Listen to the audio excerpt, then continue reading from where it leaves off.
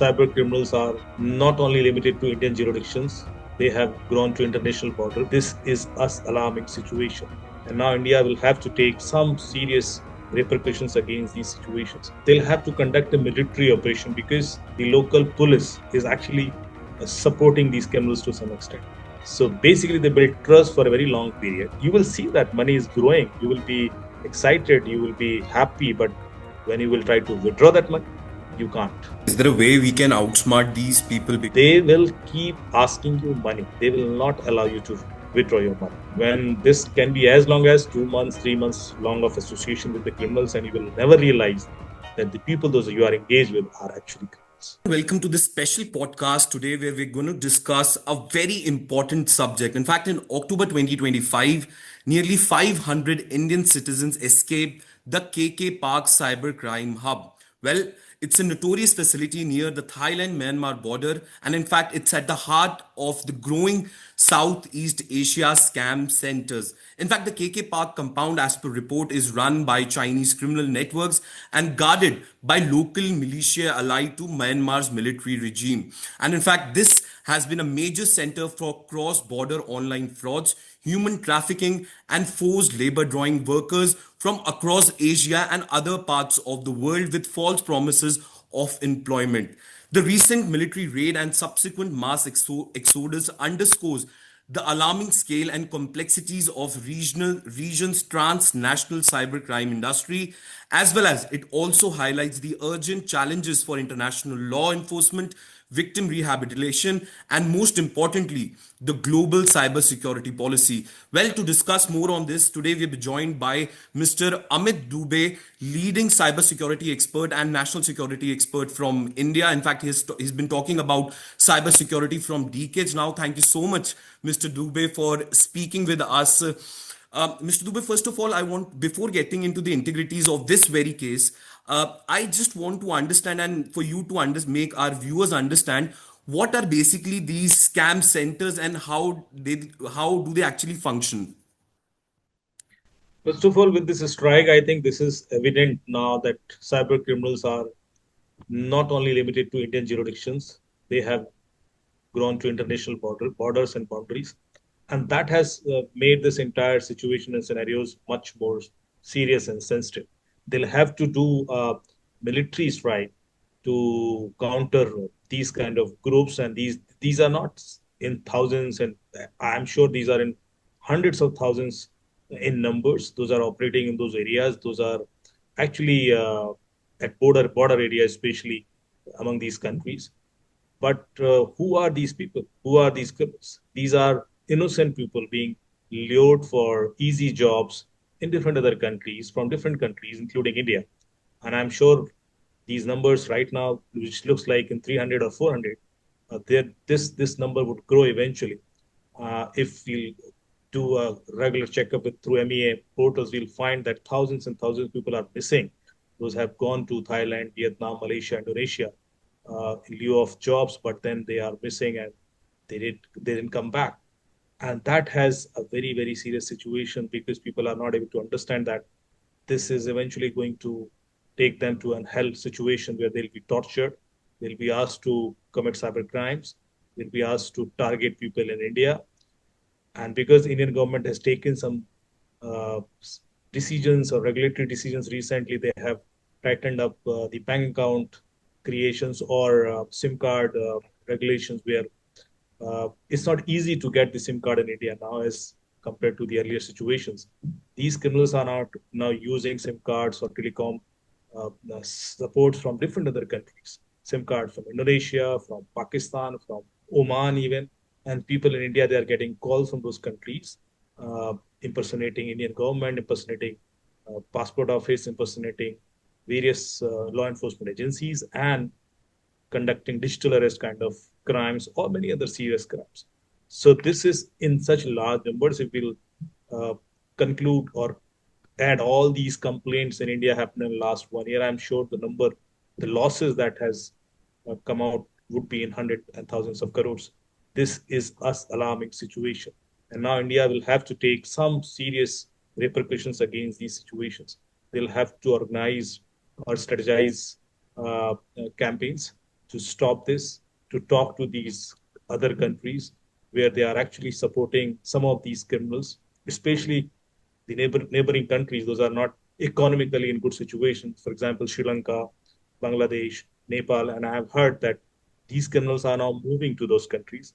They are operating from those places because the local police and enforcement agencies, they are supporting them.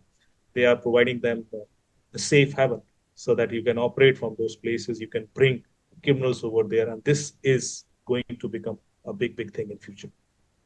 Well, absolutely, sir. Like you mentioned, there are multiple reports which indicate that this KK park was controlled by the border guard forces, which is Myanmar's military regime. So, what do you think? How does state level complicity with these organized crime affects traditional law enforcement responses? And how do you think the government basically collaborating there with these criminals increase the scale of these cybercrime operations? See, first you need to understand that they'll have to conduct a military operation because the local police is actually supporting these criminals to some extent. And because without their knowledge, this can't happen. Actually, they can't run large scale call centers and having like say thousands and thousands of people operating from those areas. Those are actually disputed areas. Those are not. There are some pockets across those boundaries. Those are not very clear that they are in Laos or Vietnam or at which place or Thailand, and that is something which has been offered as a safe haven to the criminals.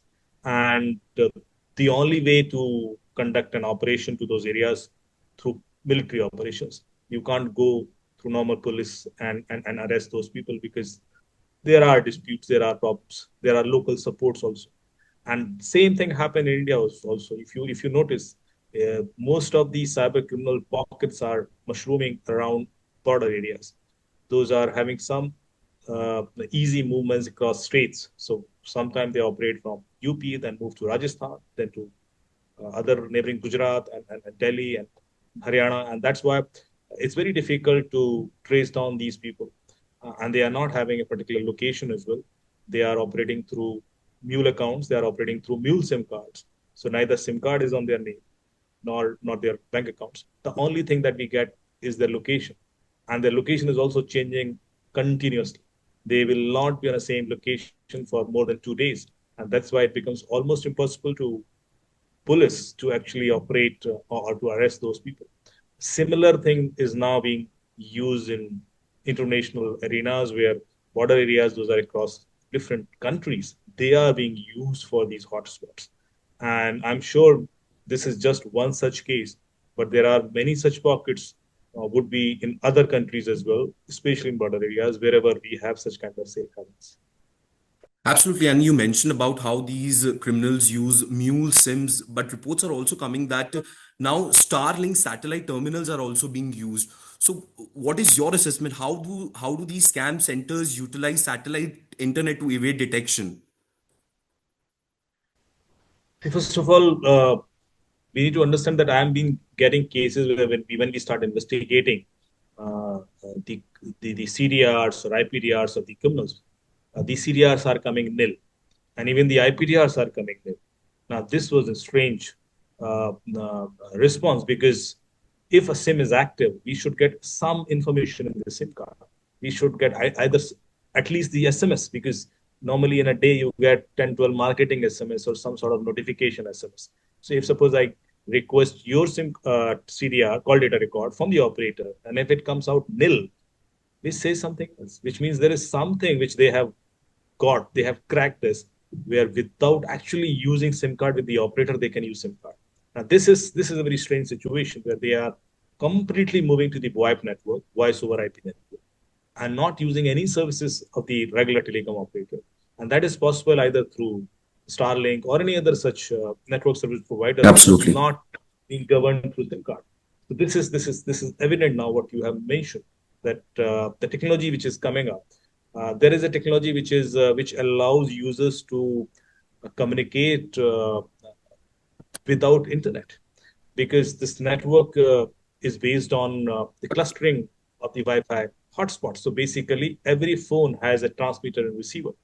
Now you have an application in your phone, and there is a similar application uh, uh, within 100-meter range of with another user, these two devices would become hotspot for other users, and then they can create this cluster for a larger area to communicate across many people. Now, nobody would ever know that which technology is getting used for this communication. You are getting internet access, you are getting chat facilities, all other kind of accesses, but without using SIM card, without using Wi-Fi, which is a very big thing actually. Eventually, they'll be using some network, but then across this cluster, it is very difficult to identify and pinpoint each and every user. Now, these kind of cutting edge technologies or new age technologies are helping criminals to become anonymous, to be hidden, and to create challenges for law enforcement agencies to track them. How dangerous it is, sir. First, earlier, like you as a cybercrime investigator, also, there were some cases you were able to identify pockets, like you mentioned, you were identify the locations from these scams are being done. But now, since these sorts of technologies are being used, how dangerous it is. It is, and eventually they'll be using um, multi-hop VPNs. They'll be using AI. Now, this right now, when we use a VPN, how does it work? We are basically using a server which is switching my IP to some other country. Now, if we request to that VPN, we can get this original IP, and somehow this case can be solved.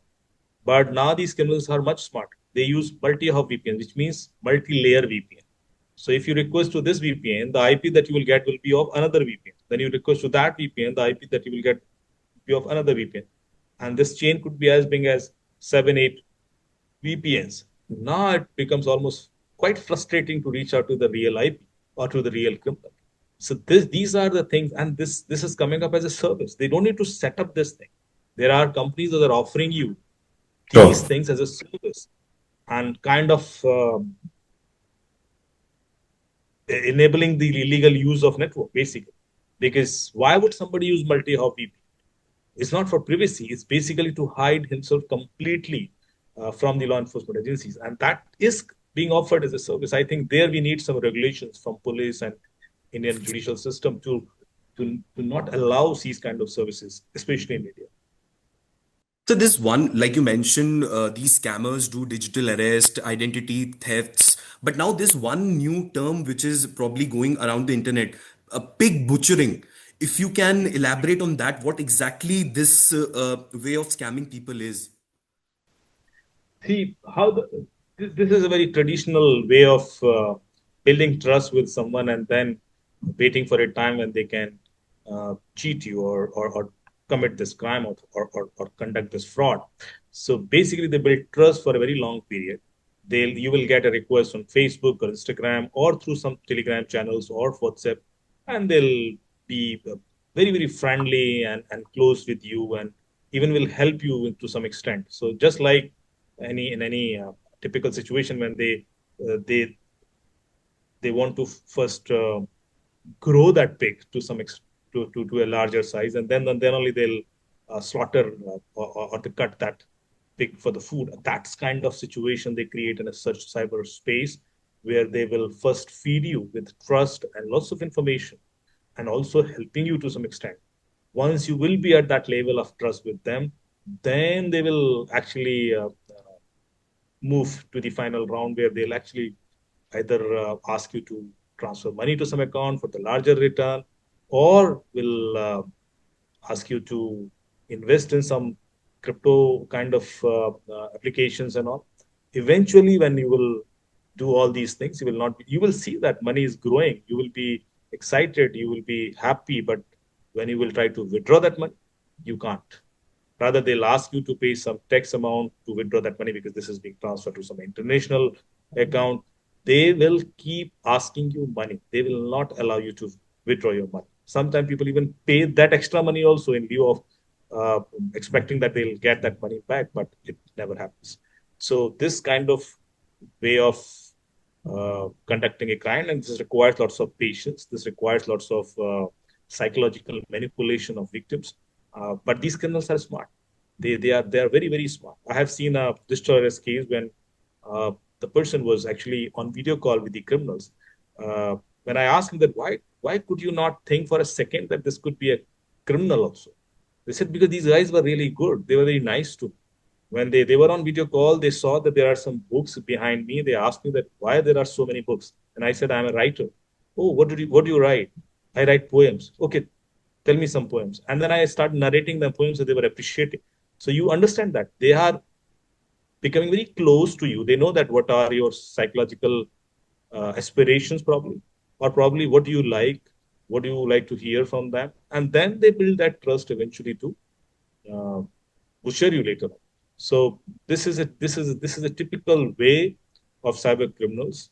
When this can be as long as 2 months, 3 months long of association with the criminals, and you will never realize that the people those you are engaged with are actually criminals. So is there a way we can outsmart these people? Because, like you mentioned, there is a psychological warfare which is going on. They build on your trust, then they eventually scam you. But are there any ways to identify these kinds of threats? See, it's very simple. Actually, it's very simple because when they are actually when they seems to be too good, or they are actually becoming too close too soon, you should get alert. You should be alerted because you can't expect your money to become double and triple within a week or 2 days of time. This is normally not possible. But they will actually show you, they will convince you this is happening, and there will be group of people in that Telegram group or WhatsApp group. They'll be sending their screenshot that, okay, I invested 10,000 and making 30,000 by evening. Now, these kind of screenshot itself should give you warning that this cannot be true. Otherwise, why would people do so much hard work to make money? But when you are into that, you get blind because you they have already built that level of trust with you. And once you start trusting someone, then you start defending. If even if you're discussing with some of your friends about those situations, you will be defending. No, no, no, I know that. I know I'm intelligent enough. Don't teach me. These kind of defensive approaches will start following. Unless until I got a call because recently I took a seminar for Noida Commissionerate for 5 lakhs people in Noida. And next moment, I got a call from a CEO. He said, Amit, you mentioned about investment scheme and people are getting cheated because of that. I just wanted to check with you, though I know that this is correct, but there's a doubt that I had invested 25 lakhs in an investment scheme. And the moment he said I had invested 25 lakhs, I said, this is a fraud. Uh, He said, no, no, listen to me. This is trustworthy guy. I know him. I've been discussing with him since 6 months. I said, this is a fraud. And eventually I proved it. I said, you just try to withdraw 5,000 rupees. And he was not able to withdraw. uh, He said, my God, I was with him for 6 months. And this guy is a CEO. So you can imagine that most of these people, those are victims, they are highly intelligent, highly successful kind of people in terms of their monetary success. And despite of that, they get trapped. How can they believe? How can they trust such kind of returns in such a short time? But it happens. It happens. Human psychology is like that. So it's not so, that difficult, but yeah. as a human, it's difficult. Yes. Absolutely. And I remember one of our conversations earlier also when I was covering a cybercrime story. You told me that lobe part, that part is Yes. most important. You don't have to fall for that. That is very important to keep your senses. Don't get too greedy when you're dealing in such things. That is also very important. So I also want to understand from you, these cyber scam circuits are almost operating like $1 billion enterprises. So how do these criminal network actually launder their proceedings from these fraud operations? How do they do that? Because they're duping so many people, even if they're duping a lakh people a day, and if the amount is as small as 5,000, how they're actually making that money, they're getting back that money into the system. What is that mechanism which goes behind that? See, first of all, there's a well-placed ecosystem. It can't be done by a group of people. There are thousands and thousands of people that are playing different roles in this entire ecosystem. First of all, people that are actually stealing your data. What kind of money you have in your bank account, what age group, and if you are pensioner or youngsters or the middle age. So if you are youngsters, they'll target you from a different way. If you are across 35 to 50 age of group, they will offer you investment schemes, crypto investment, share trading schemes. If you are above 65 and 70, they'll target you as a distiller as kind of situations. So different age group with a different sort of profiling. They already have that classified data. So there are people those are actually giving you that information in a very classified way so that you don't need to waste your time. You just target 10 people and they will ensure you that two of them would be trapped for sure. Then there are people those are actually offering them SIM card and bank account, anonymous SIM card and bank account with kit. So you have a SIM card and bank account. The SIM belongs to some person in Odisha. Bank account belongs to some person in West Bengal. They don't know that there are SIM cards and bank accounts on their name. And the kit will be offered to you. The OTP will come here and you pay us 8,000, 20,000 rupees, whatever. So there are set of people that are offering you them that. Then the real people, those are actually conducting crime because they have mobile phone, they have SIM card, they have bank account, they have data. Now they will conduct.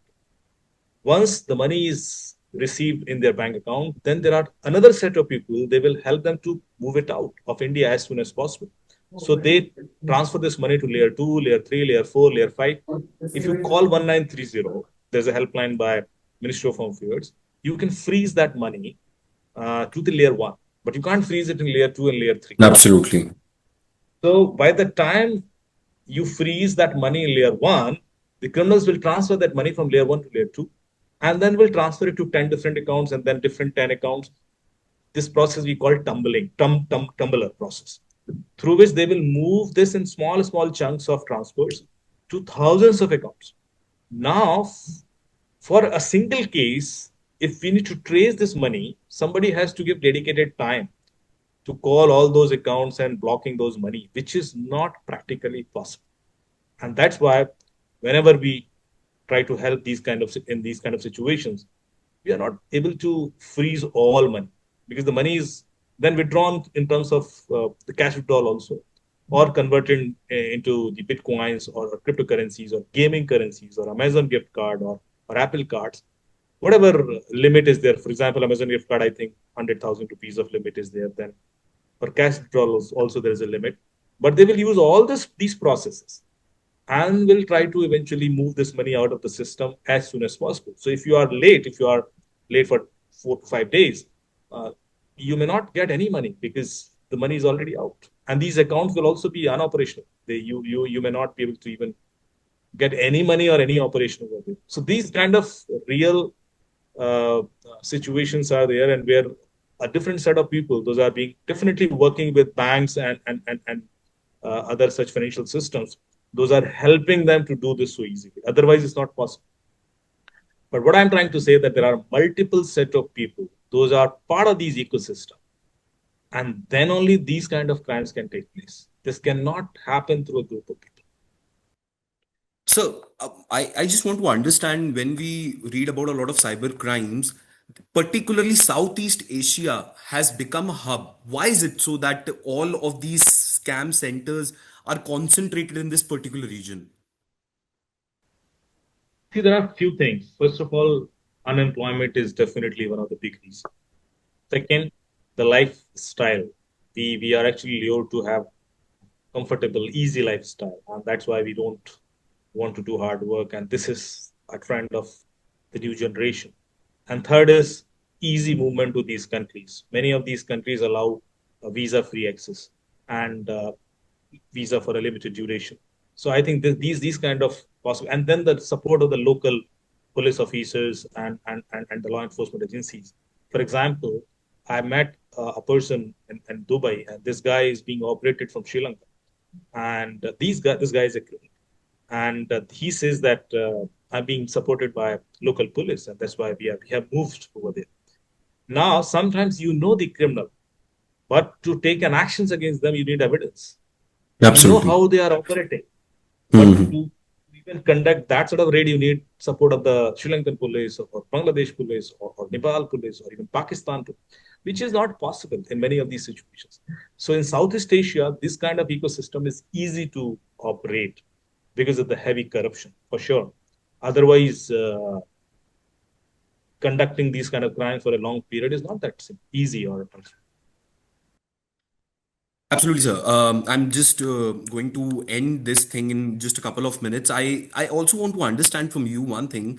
From a cybersecurity and a criminal justice perspective, what comprehensive or multi-stakeholder strategy would it be required to sustainably bring this change and probably sustainably dismantle these networks rather than just displacing operations in alternative locations, and perhaps one location the law enforcement perhaps dismantle the network, and from other location they start operating. But what is exactly is needed to dismantle the system in entirety? The UK government has made a law last year in October that whether it is victim's mistake or bank's mistake, the banks are liable to pay entire money within 5 days to the victim. Now, this is a very beautiful law. And I'm sure if we make banks responsible for this entire thing, the crimes will definitely reduce. Without banks' involvement, nobody can transfer lakhs and lakhs of rupees so easily out of country. Even if you would like to transfer 5 lakh rupees today to some account, they will give you 10 calls. And they'll be out of India is very difficult. And even within India, you will be getting notification. But these criminals are actually getting the privilege. They are able to do this so easily. So we need to make banks accountable for this, first of all. If we are transferring money from one bank account to another bank account, there should not be any situation that I would not get that money back if I raise a dispute. I have not given it in cash. I have transferred into bank, and bank are supposed to do proper KYC. Then how can they say that this is a mule account? What is mule account? And even if there is a mule account, who is responsible for that mule account? Banks. Bank. How could you allow to create a mule account? Why could you not do proper KYC? So somebody should be responsible. And here, everyone actually transferring responsibility to someone else, and eventually to victim that you did this mistake, you trusted. We should stop trusting people. We should stop receiving calls. We should stop looking at messages. What do they expect for us to do? Just blaming victims will not solve this. Because today they are operating through one modus operandi, tomorrow they'll change it. The only way is to make someone responsible. And I think here we need to make banks responsible. So because I'm transferring money to a bank, and then bank should ensure that money should not become anonymous. And they can do this. Little bit AI, little bit proactive measures. I think they can do this. And once we do this, whether SIM cards are mule, whether mobile phones are stolen, mobile phones doesn't matter. You would be able to control your money almost to 99% time. Well, thank you so much, Mr. Dubey, for this very insightful conversation. Hope our audience also pay attention to what is happening around and they can safeguard themselves, because this is a growing web, and perhaps more and more people every day are falling for cyber crimes. Thank you so much, Mr. Dubey, once again for joining us for this very insightful conversation. Thank you, Yash. Thank you so much. Pleasure.